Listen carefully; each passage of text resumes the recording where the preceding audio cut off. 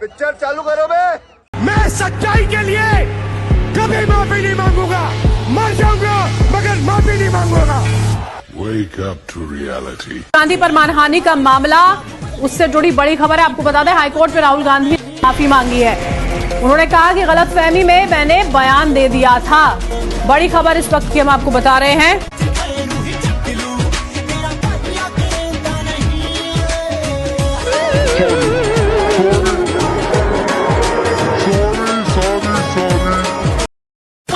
जय श्री राम दोस्तों, अगर आपके खून में भी राम भक्ति दौड़ती है तो नीचे कमेंट में जोर से लिखो जय श्री राम। देखता हूं कितने भाई अभी भी धर्म और देशभक्ति के नशे में चूर हैं। अब देखो भाई, चैनल का नाम तो सस्ते नशे है, लेकिन यहाँ नशा सिर्फ दो चीजों का मिलता है, ज्ञान का और मनोरंजन का। तो आ जाओ इस मस्त सफर में, जहाँ दिमाग खुलेगा, हंसी रुकेगी नहीं। और हाँ, जिसने वीडियो लाइक और चैनल सब्सक्राइब नहीं किया, वो अगली बार महंगे नशे की दुनिया में भटकता नजर आएगा। चलो वीडियो शुरू करते हैं। जय श्री राम। भाइयों और बहनों, मैं कभी माफी नहीं मांगूंगा, मर जाऊंगा मगर माफी नहीं मांगूंगा। सलाम साहब, सलाम साहब, सलाम साहब, सलाम साहब, सलाम साहब, सलाम साहब। सलाम कर रहा है कि सलाम बेच रहा है? सलाम साहब। भाई कहाँ चौकीदार है? एक बार भाई को सलाम नहीं किया। भाई ने 6 महीने तक हर एक आदमी को देखकर सलाम ठोकने की सजा दी है इसको। सलाम साहब।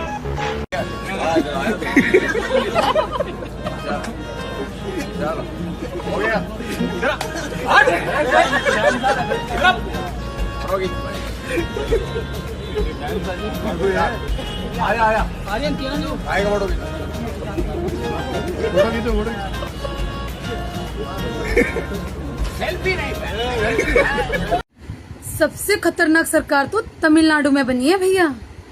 मालूम है क्यों? क्योंकि वहाँ सरकार और विपक्ष दोनों ही हिंदू विरोधी हैं। और कमाल की बात पता क्या है कि दोनों को हिंदुओं ने ही जिताया था। इसीलिए कहते हैं कि अपनी बर्बादी का जिम्मेदार खुद हिंदू ही है। जय श्री राम।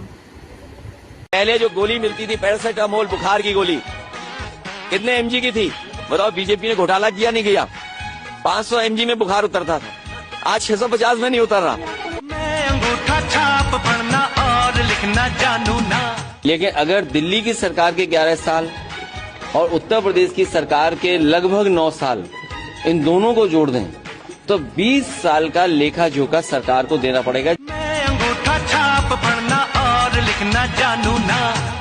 जो जैसा पढ़ाई करता वही बोलेगा, जो जिसने जैसा पढ़ा होगा वही बोलेगा।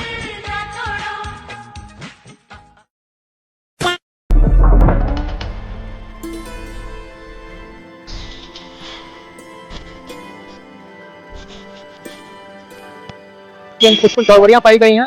यहाँ के प्रिंसिपल साहब गायब है, उनसे मैंने फोन से भी कांटेक्ट करने की कोशिश की, नहीं उठाए, और वो किसी को चार्ज भी देके नहीं गए, उन पे कार्रवाई करेंगे। इस तरह से हर डिपार्टमेंट, न्यूरो है, ऑर्थोपेडिक है, पेडियाट्रिक है, गायनेकोलॉजी, सबको ट्रेनिंग देंगे और जितना हो सकेगा, जितनी बीमारियां, वो सदर अस्पताल डिस्ट्रिक्ट हॉस्पिटल में ही उसका निष्पादन करने की कोशिश करेंगे। और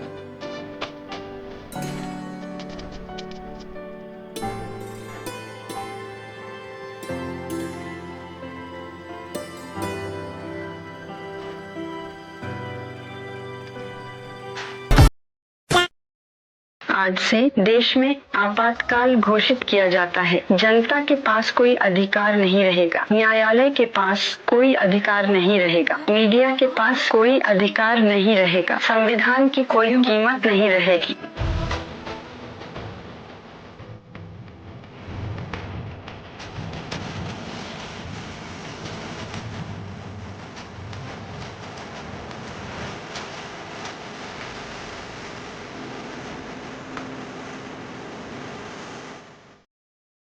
हमारे साथ नेहा है और नेहा को आपने देखा होगा लगातार अभिजीत के साथ स्टेज पे दिखती हैं और जिस तरीके से आप बोलती हैं वो तो सबने सुना है।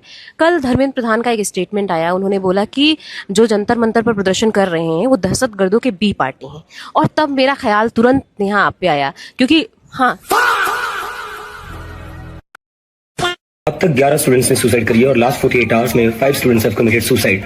अच्छा, तो सुसाइड रुकने की बजाय सुसाइड्स बढ़ते जा रहे स्टूडेंट्स के। हम सबको फिर से एक साथ जंतर मंतर आना ही होगा। ठीक है, समझ गया।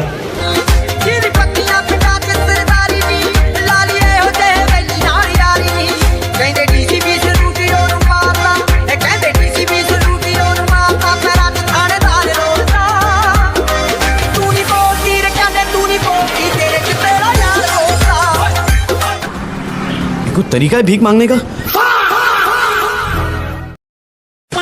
स्टूडेंट है। हाँ, मेरा नीट का एग्जाम था। मैं एग्जाम देने नहीं गया क्योंकि मुझे पता था मेरी कट ऑफ क्लियर नहीं होगी। आपको 21 तारीख को एग्जाम तो देना चाहिए था। मेरे को 21 जून का पेपर ही नहीं देना। क्यों? मेरी फिर आप इस्तीफा क्यों मांग रहे हैं अगर आपको 21 जून का पेपर ही नहीं देना? 22 लाख बच्चे थे, 22 लाख बच्चों का नीट क्लियर तो होना नहीं था। जिनका होना था उनकी जिंदगी खराब। आपने तय कर लिया कि किसी का क्लियर नहीं होगा। हाँ, नहीं होगा। मेरे दोस्त है, मैं दिखाऊं, अभी सो रहे हैं सारे, कांग्रेस जनता पार्टी को फॉलो करते हैं। तो यहाँ अगर फॉलो करते तो यहाँ क्यों नहीं है, सो क्यों रहे? मैं बोल रहा हूँ कांग्रेस जनता पार्टी का मोटिव क्या था? आलसी लोग जुड़े हैं, सारे आलसी हैं, सो रहे हैं अभी तक। अभी फोन करूंगा कोई नहीं उठाएगा।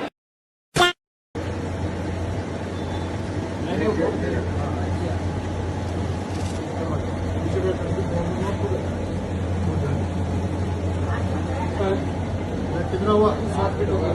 7 एक बोल ओके करने का 7 फीट होगा। बोल दिया ना 7 ये। तो तुम आप किसको पसंद लगते हैं? मोदी जी को पसंद है। क्या बनेगा तुम? मोदी जी बनेगा। मोदी जी बनेगा। बुढ़ा आ जाएगा। बुढ़ा आने से मुझे मोदी जी बन जाएगा। मोदी जी क्या करता है? मोदी जी बहुत खतरनाक है। मोदी जी तो इंडिया को सर है, वो तो बॉस है। वो बॉस है। क्या हुआ?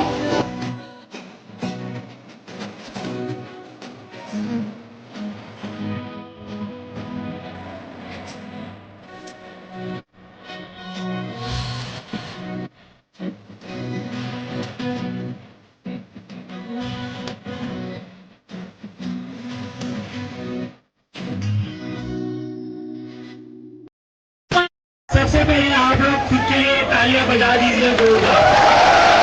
I've seen this one. This is a classic. अभी हम क्लेप करेंगे अपने लिए। आपने कहा कि मुझे माफी मांगनी चाहिए, मैं कभी माफी नहीं मांगूंगा, फिर बोलूंगा।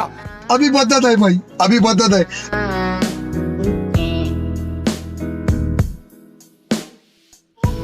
Sorry sorry sorry sorry sorry.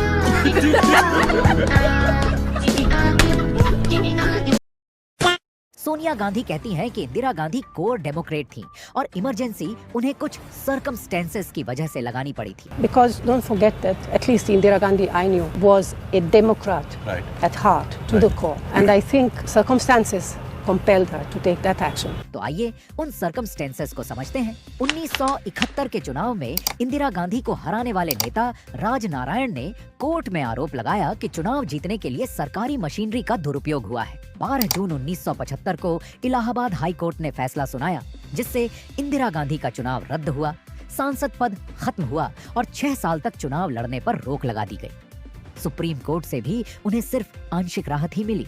इसके बाद देश की सुरक्षा पर कोई बाहरी हमला नहीं हुआ था, कोई युद्ध नहीं हुआ था। लेकिन 25 जून 1975 की रात देश पर इमरजेंसी थोप दी गई थी, विपक्षी नेताओं को जेल में डाल दिया गया था और प्रेस की आजादी पर ताले लगा दिए गए थे। यही थे वो सर्कमस्टेंसेस जिनकी कांग्रेस सुप्रीमो सफाई देती दिखाई दे रही है।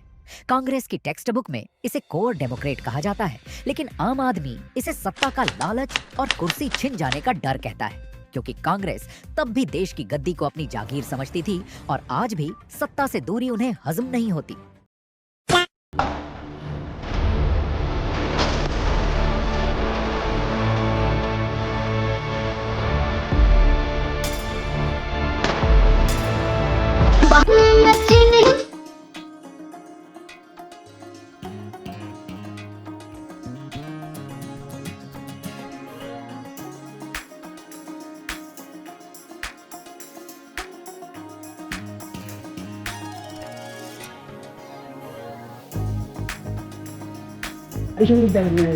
बारिश में रुक जाएंगे, बारिश में रुक जाएंगे।